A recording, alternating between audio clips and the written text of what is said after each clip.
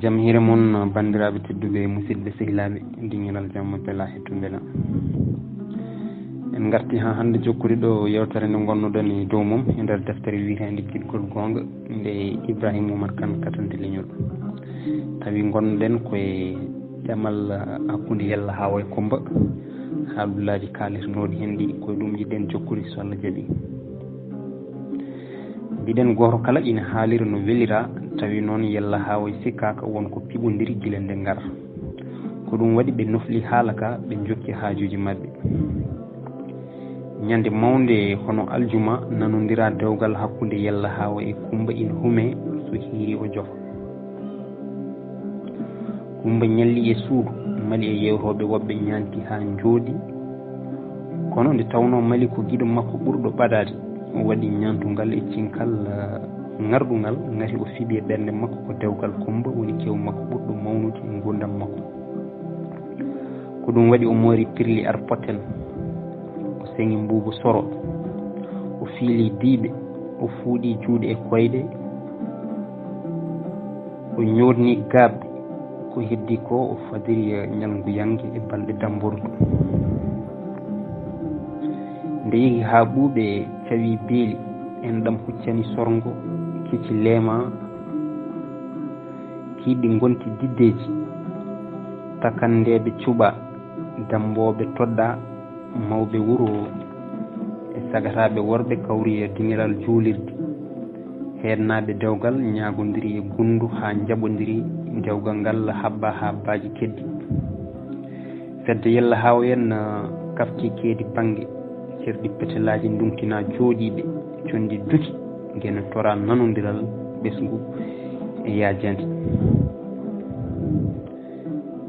kiraɗe cagginato yummum debbo gam mbayniko payene gosi jombajo cagginato galle gorko gam jaɓɓugol beela nde yeki ha ɓirannoɓe kibbuli jindi tawi galle Coumba en warino diŋiral yummiraɓe doori jimli ndello olel ñama kala en ina jetta giƴiraɓe Coumba doori jaari yontaɓe saare giƴiraɓe Yalla Hawa kumi pucci ɓadina kiraɗe e atoyuji caggal nde jammo feccodiri giƴiraɓe gorko kumti pucci mumen ɓe daari sara damal suudu eɓe mbiya gadde jombajo amen hankkadi jenggi deke ɓe tinnani jombajo giƴiraɓe mum rewɓe koko cuuɗoy ɗum to ɓuuri hidade wuuro ngo giƴiraɓe Coumba mbi koma dokke temedde jeegom cuuɗirɗe ɓe mbadde worɓe ɓe ustu ɓeydu haaɓe nanodiri feccere Coumba addoya mawɓe rewɓe natani longal rewɓe ɓe meeɗani seerede ngari ɓe jojjinimo e wowru yulndu ɓe mbaɗi ndiyam fayande kala e mabɓe jurɗomo ndiyam wiyeyo wano wayanno Coumba ene juusa e dow wowru araɓe diftade ina keppi jaltugol makko fedde makko rewre caati kelle ina jima wokko wokko beele a wokkanta gegi en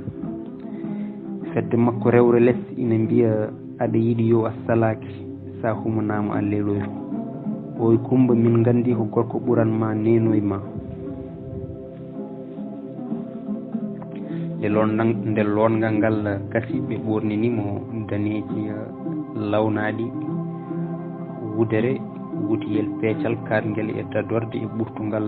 danewal ɓe kabbanimo talki tati e dande sukaɓe worɓe ɓe jaltinimo mafninimo e jarlu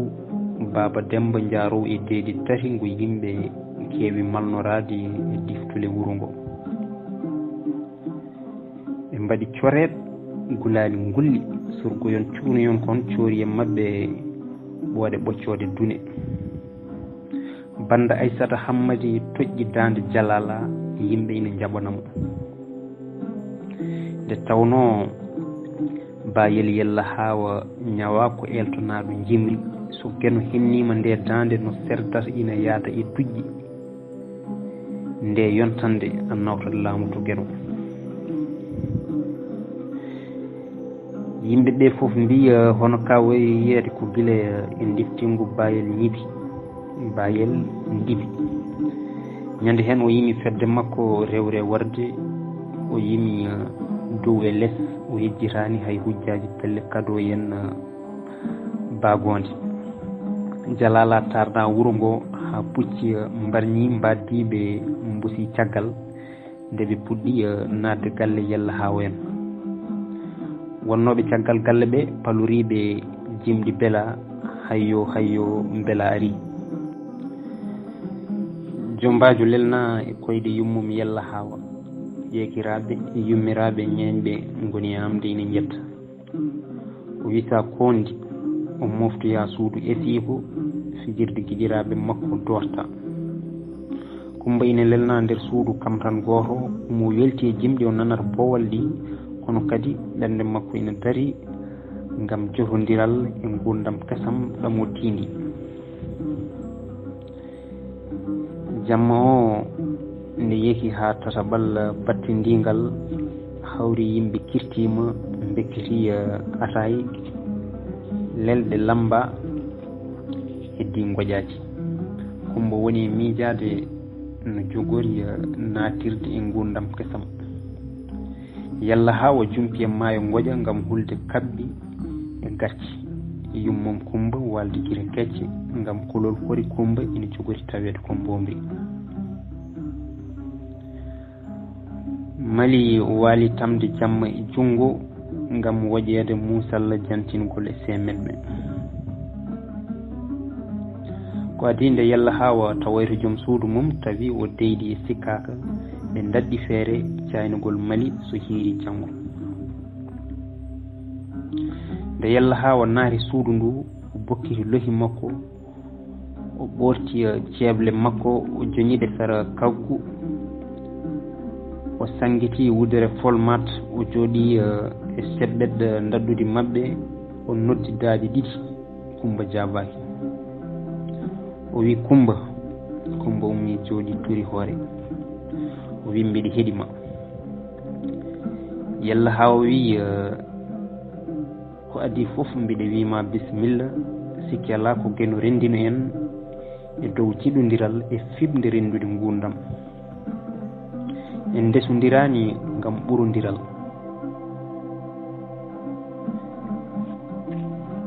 ko yo en ballodir e kala gueɗe ganden wonde debbo walla gorko wona ɓural walla jasere goto men kala wonɗo heedi ko min e maɗa jiɗodiri cuɓi wurdude alay saago muñodiren moni kala e men renana goɗɗo jojjande mum joni noon aɗa wawi rokkude miijo maɗa e fandare maɗa Kumba jaabi dangue less wiya haali moƴƴo min kam hankkadi mi ala haala ɓeydanmi hen tan ko seeɗa min ñaaguma gueɗe ɗe jinmi ndenanami mi yiiɗa cuuɗodiren gueɗe men kala ko weñi hakkille maɗa yam haalanam jewtiden hen ndenoɗa sikki nannante kiram Yalla Hawa wi koni mi weltima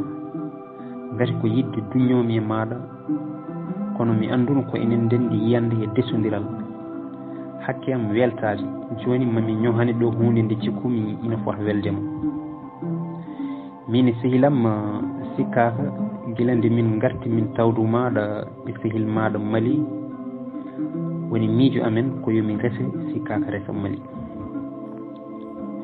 joni so hiiri janggo mamin caynomo so geno yettini fandare amen ane Mali on tawtodirat e dambordu mbiɗa ñaagui noon nde wasata tinde ɗum kono an kam alay saago mi weltinirma ngo miijo nde Yalla Hawa rowi kan haala hakke Kumba weltade hiwri bojji lesi hippi e koyɗe joom galle mum woni e ƴusde Yalla Hawa woni e fiidemo kellon e keeci ene wiya deƴƴu an no mbaduɗa e Mali ni gueno moƴƴo ronkani weltinirde on o beela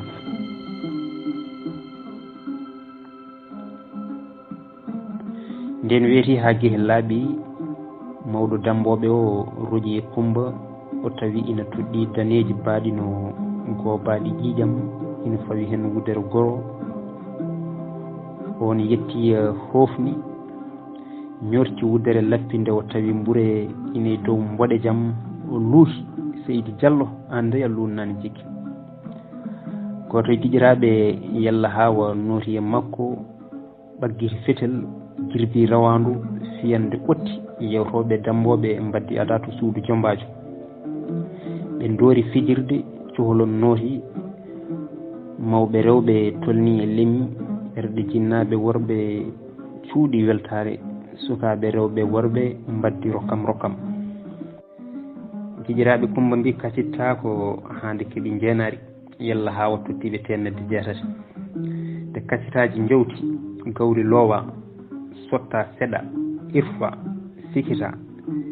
jambita cengle cundi keɓa o beetawe yimɓe wuro ngo jooɗama golle Sadio Barou ngam no walliri yimɓe ɓe e jaggugol ngaari yangue nde diɗɗal hirtoɓe huttoɓe yeeɓoɓe jaɓani gardiran ndi laawi ndi taƴi ɓoggol ndene waɗi suhaɓe rewɓe durti heege Amadou Samba Gouren mbi yondi heɓtoro teppe mayri sa yi Sadio cewgel yelle jaabu seeki yimɓe seppino lella jayli sammere laati mayri wifi ɓusɗiri dicci jotti mawdi talli jomen ɓoggi mbaddi ada no nani joni tawi belki reegi e bokol taji ɗaɗi serdi jokkorde mboɗo jam tampi ñaddo fali ngaari natani habde wonki handi ɓuuɓi e juuɗe sagaraɓe cawgu ɓoora payane cara e dingiral galle no nani joni tawi tumbuɗi bottaje mbejama e less ɓuuɓe galle yangue ha e galleji hoddiɓe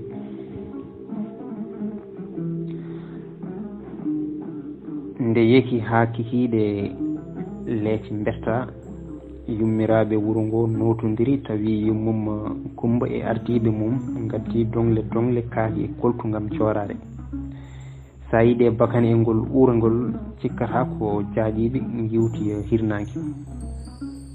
ɓe gaddani Jombajo gorko wutte cuuwaɗo e kala folmat cilmbaɗo Touba Ba kelti sibre feɗendu cakkal wutte cuddugal koppi e paɗe marakis ɓicoje ɓe gaddi wutteji gude lahe leece payane e cuuɗaji yimɓe limi tan ha dande jeynannoɗo loori giƴiraɓe Yalla Hawa sehilaɓe e bandiraɓe mum kala dokka e jorare nde enɗam Yalla Hawa kala renti gam piye ballude bandiraɓe e hoddiɓe foof kuccodiri e mabɓe sukaɓe jambureɓe daari jiimi e mabɓe yummum gorko daddi ujunere yummum debbo o fawi hen ujunere bandiraɓe heddiɓe waɗi ko pawi hen ha piye gasi kille e polle guitta ko heddi ko rutti e mabɓe ko jorade nde limate ko ha e piide ko foof haɗani suudu damboddu ndu hewde sukaɓe e rewɓe worɓe e yewroɓe Jombajo joyi jokala miijo Kumba doga eno mali jogori saynorede ni kanko omo tuɗɗi e lobbude suudu mali ina jooɗi e sara makko ina wayno mo yummum tagui hakke welde yiɗi sa yi o suka ina waɗi wutte baka duule tuppi pastel soki ɗakkude ha wayno gula ɓorni cakayel mbure jawe e kotone morol pirli omo tippi ceedele tinde omo ñumodira e Kumba sago maɗa tan ko waddemo debbo galle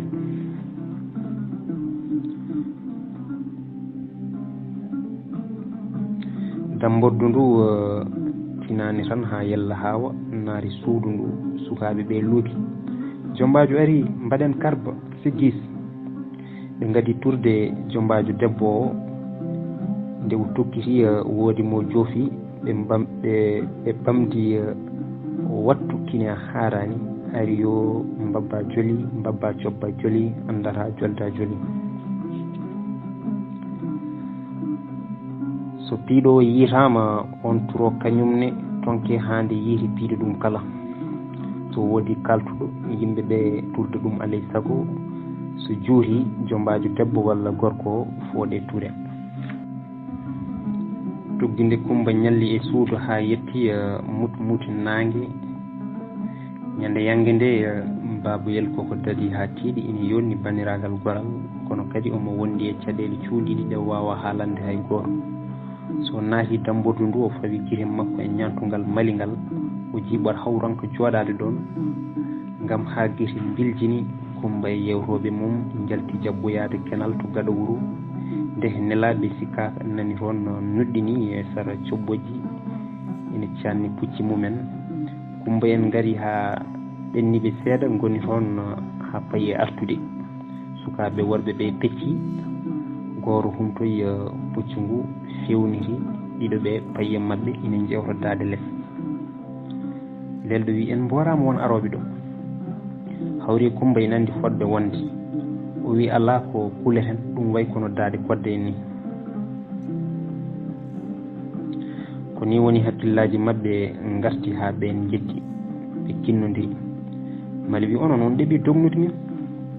Kodde wi fedde mon nde wonde tan ko hulde reedu kono oɗon gandi kay ala ko ñamata on ɗo hay janggude janggani. Kamɓe kala ɓe mbatti jaleɗe eɓe jewta e lawol faade wuuro ha ɓe cawdi joom puccu o. Kodde wi Mali an noon kam mi sikkani ndu dambordu ɓennude a jama gari ko cinkal maɗa ngal tan hande haalate e ngo wuuro. Mali wi ka jolaɗo tan toon jemi kono fadduɓe mi cinki ene kewi ɗo hande. Koddo yoori jaleɗe wimo laare takkel ma ɓe tappodiri juuɗe. Koddo nangori e jungo ngo ha tiiɗi wi Kumba ko sikka ko nuli yomin cayno Mali. Mali luuhi bikkiti hawri e jaajiɗo koddo o sajjiri mama mo ɓe mafñanimo e puccu ɓe ndagani galle sikka hen. Nde yimɓeɓe gandata to ko gulali ɗi goni tawi o nannama suudu makko baafal sokama handama mawɓe sukaɓe mbaddi toon ada heddi goto kala ina janto. Min kay mbiɗa anduno deƴƴere sikkaka nde wona mere nde ko Mali o meretono. Min kam gila jimi cinkal Mali ngal miijam addi tan ko mawƴameɗe balɗe. Min mi sikkani soma sikka ko humana e Mali gati bammum Mali cawdiɗo yiɗanno ɗum ko afu mum luttuɗo to guure serraɓe to. Min mbiɗa yenana kumal ngal wonat gati Mali e Kumba ko sehilaɓe ete sikkaka yalla hawa mbay kono funeɓe ni. Bammum Mali kadi ko mawɗo pinɗo mi sikkani so maw haɗa yiɗodirɓe resodirde. Yimɓeɓe ina e ɗin haalullaji ha bammum Mali ari ina wondi e ceerno Tidjani Ba nde ɓe pandi hawri e ceerno ina tuggi sowru ŋeñandu sukaɓeɓe cikki ko ɓe gardi ko haare koto kala rewitinde mum. Bammum sikkaka fayi e mabɓe rokkiɓe juuɗe ɗiɗi bismiɓe e dow danki mum woni e ɓokkandeɓe ɓowli. Ceerno Tidjani wi minen dey adde min gayi ko haala sukaɓe men ɓe dewgal noon nde tawno ko hoddiro kono gueno welira tan waɗirta ɗum. Emin ñagoma gam gueno e gam endam hakkude men nde mbaɗata haala dewgal sukaɓe ɓe e weli gueno mbasen bullude fandare nde. Bammum Mali wi gueno jarama on jarama so tawi ko haalde gonga wona ni jinnomi dewgal Mali yaara tawi hay bandiraɗo e sehil tinani kono kadi ko onon jiɗini sukaɓe ɓe ɗiɗo foof. Joni kam gueɗe ɗe kala caggal gueno mi watti e juuɗe mon. Bammum sikkaka wi ko woni mi weltima no fewi. Nden noon janggo kihiɗe mbaɗen kumal ngal Mali jofe suudu mum. Nde bammum Mali en jalti galle o tan ina jewta ina jala yimɓeɓe gandi caynge ngal mangal yewtu heddi hankkadi yimɓeɓe ina jabtodira kabaruji. Sikkaka saynima Mali ete koko humate janggo jofta. On jam hawri koye bammum Babuyel ina nuli ɗum to sehil mum gonɗo tongel alluki o arti e wuro he ko tawi yimɓe lelima o jofti e wuro ngo kono o tinani ko hesɗi ko. O ɓoori ñawdolle makko o deeli fabian makko sara dubal leewi mam makko gorko tutino gila hade makko jibinede. O leeli ha laari wedde mam makko jinda ari e makko e koydol. On ina ɓorni comci leppi ina suddi ɓurtugal ɓalewal. Jungo nano ngo ina welni saral, ñaamo ngo ina tuggi calambol kelli. On wimo gene bawɗo waɗi ko haaji, anne tinno cippira e ɓernde maɗa jaɓa golle jomiraɗo. Ganda noon geno ina wawi rokkudema e gurdam maɗa ko jejjitta mette maɗa hande ɗe. Babayel Guide wi ijam mama holko jiiɗa kadi. Mawɗo o ŋaaɓi hunuko ina jaabo tan babayel fini. Babayel ronki ɗantade ha weehi. O mi ɓandu mum ina maayi fayi to dambordu to o tawi eɓe kasuti to o jokki hen. Babayel joddima e guiƴiraɓe mum ina jewta kono ma won yimɓe ɗiɗo namdi momo beele omo selli. O wi eyi kono guina pilmiran ɓandam ndu ina teddi. Nden ɓe kaljiti haccitade babayel faati galle mumen ina sawdi galle podde en. O nani yummum ina wiya ha gornam Kumba Kisi jogori tawtodirde mali e dambordu wotu. O daasi koyɗe ngam hettade kaana haala ka o sikkata o miijotako. Gorgol mum koddo wi gonga dey an kam holno caygal sikkata e mali way. Yummo wi joni kay jinnaɓe mabɓe dokkodiri hande mali ñallata koye suudu so hiiri dewgal ngal hume o jofoya galle gorko. Nden babayel yenanama mali koko sayna andu mum maayi ha yetti galle mum butti e dindere mamum jinda woni e haajade ina hurɓa yimɓe mbaddi e mum ada bamum wagliti ɗum tawi ina tampi giti mum ina mbayno yolorde mbuɗu nangue. Yiili hoore wi e gueno ganduɗo cuudidi ɓernde ko an holla e caɗele ɗe ɓurɗami humpitade. Yummo luuki feeram boni e gootam o hippi e babayel omo ƴekkita gon wulango leegal ngal kala noori hen. O itta e dow makko babayel nannoya nder suudu makko sudda wudere ina ɓooce. On kabaru yanoy to dambordu Kumba toon kadi jiiɗi heddi Kumba kadi ina biyo e juuɗe yewtoɓe ngam yidde ƴeewoyde banum gorko. Mali to wonno e suudu ɗo muga woni signude ina yuppa gonɗi kono noon o wawa yaltude. Ko nden ceerno Tijjani ari jangi tuuti e ndiyam o yarna Abdoul urimo lekki tampere nde usti. Yimɓe paari to nokkuji mumen wuro ngo ñaldi e ngoƴa ka neɗɗo wawa ɗum haalde. Moni kala woƴano kurtungu mali ngu jogori hande waata. Babayel lelima feccere ñalawma ina hakkude wurɓe e mayɓe ngam huylitere hemde ɗum e caygal mali mo sunno yidde mum e ɓernde ha ayɗinini mo ñamde jara e doyli. Nde babayel ɗifti nde wayno kersuɗo ni o woni e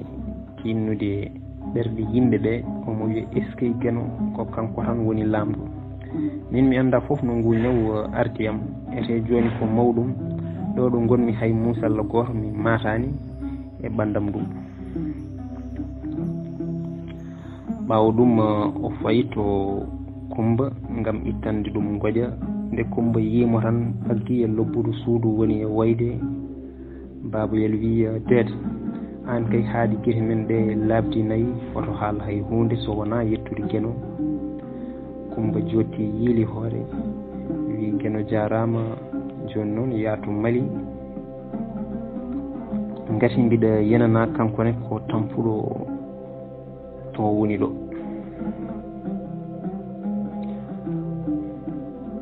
Ko babayel yahata e wuro ngo ko wayi kono gartude ɗanngal ni kala mo hawri dasat koyɗe lamdomo no waddi e bandu nde o yetti galle Mali en o tawoy ɗum nder suudu o naati tan Mali hafti mabbi e makko woni e ƴusde jungo makko nano ngo fawi e dadorde Mali ñaamo ngo fawi e walabu mum koye mabɓe luutodiri omo wiya Mali dejju maloyam dejju min gueɗel Mali mi welama golle gueno ɗo haalata kan haala Mali ina ƴusuɗo o jiiɓi haw innotiri inde nde o saltino noddirede joli e ɓernde makko ngal kappodiral ɓandu e ɓandu hakkude makko e Mali ko hande meeɗi ete ko hande jogori dokkade ngati Mali ko hande jogori dokkade hakkude makko e Mali guite makko guite Mali mbanji gonɗi ɓe jani e walla bo Mali ñaamo wolti e norol keeci ha yetti e kaddol ɓe jooɗi Mali woni e lamdade no waddi e ɓandu ene ngu ñaw arduno e makko Baboyel ronki jabade e jaggude gonɗi ha juuti wi Mali andu wonko ene wona e reedu ko e sum hunuko Ndiaye Seydou Amadou wi mo wima ñaw huuɗima mo yiɗanma ɗum kadi añima ñaw ko hoɗo bonna yahata nawrami jiɗmi wiidema tan Seydi Boyam ko gena moƴƴo feccani kam tampere e ngurdam ngati ngu ñaw ngu mi wawa haalde ko addi ɗum ete mbuɗo yenana ngu seɓɓorto kono ngu sellata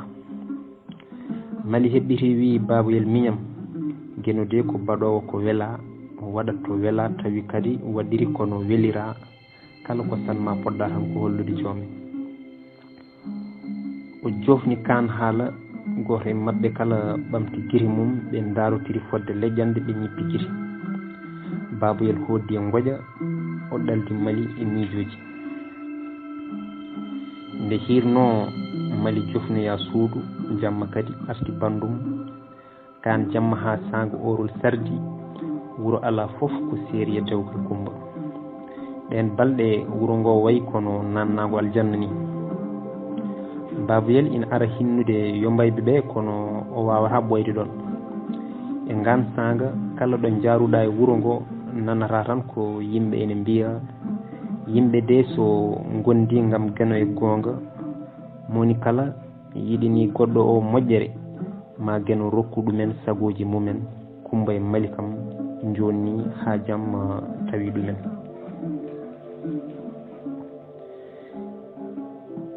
nde Mali dambiti watti rendude Baboyel ñalɗe kirde e nde wuro ngo Baboyel ronki ɗum muñde o felliti ɗannade nde o yahata nde noon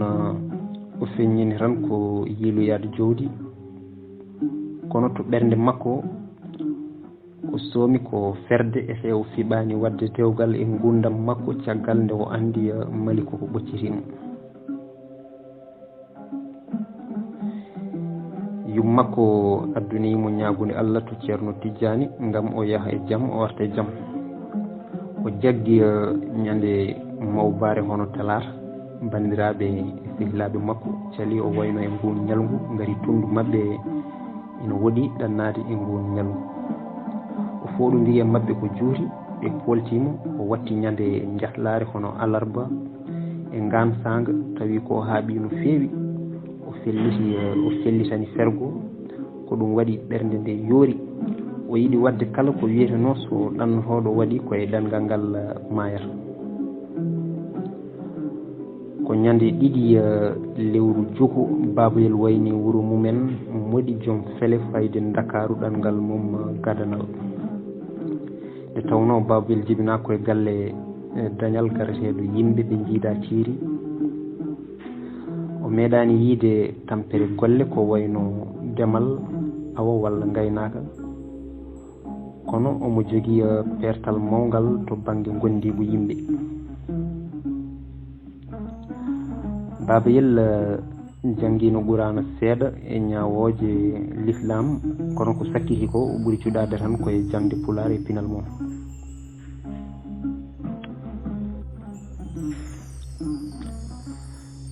nde werla baba yelen ari ha jumma ɓe telli gam wattade hawri omo jolduno e mawɗo goto guirlajo o miiji sodde ñiiri o ñamda e mawɗo o nde o anda mawɗo o ko gambo molanaɗo moole ete kanko babayel o accani gambele bosoya to jeyaro mawɗo wimo bosoyajo mbiɗa yettoɗa mi ara joni babayel yakori ko kebloyiɗo dari ko juuri ina fadi wi yo natoy to ñamirdu to o namdo ruttordu kadi o heblanaɓe ɗo joɗete e ɗo juulete ko adi nde mawɗo arata o naahi e ñamirdu ndu tan o tawi guirlajo ma ina forti koyɗe ina luuko cooke boɗeje coyi o wi ijjam yo denɗi mbiɗa sikki ka calliguinoyiɗo ndeke ka telduɗo ga e rottordu ñebbe joni de nagguel bosoyaɓe ɓesni ɗon tan guirlajo maɗa yeeji e makko ina hebbini gaɓɓule mum ñebbe sumko e waare mum foof ina moddi beldi babaɓe o woni haalde modduko omo wiya min de so cukalel renaki mi ñammina ɗum cekkiri walla wayra yabbude ñaande nde mawɗo o liɓi kan haala babayel hawa ŋaaɓi hono ko woni e dardemo ko guila jumma caɗele e goƴaji ɗanngal puɗɗi jolande babayel waɗi ɗum ko neɗɗo gowɗo yano dendiragal o meeɗani miijade dendiraɗo ina mettina yano saaha noon e mawɗo pullo mawnuɗo e Afrique to e reedu Fuuta ɗo rendo taha suuɗa ko adi jillugol arani en werla mabɓe yettoyi Dakaru ko feccere jamma o hasi werla togoso kalando faade Rufisque o yoɓi ɗum temedde 4 o joli heddi lañon chauffeur o ina longodira ɓoggol courant gam huɓɓude werla o ɓe jeehi haaɓe cawdi mbaw werla o waɗi e hakkude kallu paaf lañon waɗi e peeji mum foof werla ronka yo bosso babayel jippi woni e duñje werla ka lañon o ina ronki e huɓɓude nde yeki ha juuri ka huɓɓi ɓe jawti ɓe mbaɗi e lawol ngol jola seeɗa duña seeɗa haaɓe jettoyi sanga wendonga o jippi galle bam makko cawdiɗo o fofti balɗe 3 baba o noddimo gam o anda no yimɓe nokku ngu gollorto o wi toharam joni gueno addima ɗo ko adi foof mbiɗa wima bisimilla maɗa e galle men woni ɗo tan ko gorgol maɗa e min en hande noon Dakaru welani kono ɗanniɗo kam wawi tan ko yeyde doole mum anda hay golle goote kirsinaki ngaalu noon woni koye juuɗe gueno so weeti jaaden to Abdoullaye Moussa comoɗen kaɓirɗe ƴeewa fullade jeygu nde tawno babayel jogaki humpito jeygu e jikkuji yimɓe teeru o heeɓi caɗele kewɗe e ɗen golle ono nandirta e won leƴƴi ko wayno sereraɓe e jolfuɓe omo hersa jaggude ñamñamalɓe e dow yimɓe omo heewi jurum e yimɓe ɓe o yiye mumen pamaragal doole caɗele ɗe foof e hewde haɗani o heeɓi hen jencude fodde ujunnaje 20 o felliti jokkude ɗemgal faade Kodowar omo e ngal keblungal haw heeɓi ɓatukuji 2 ummorade e yummakko e Maliboy kono ko inde Kumba o waɗi dow eyyi ɗum noon bandiraɓe mata ko ɗo kaddan ha ñande wonde so Allah jaaɓi e to babayel yiiɗi jokkude ɗemgal mum ha e ɓatukuji garandimo immorade e yummakko immorade e gueɗel makko Maliboy noon ko ñande wonde wonwete so Allah jaaɓi Allah jarama.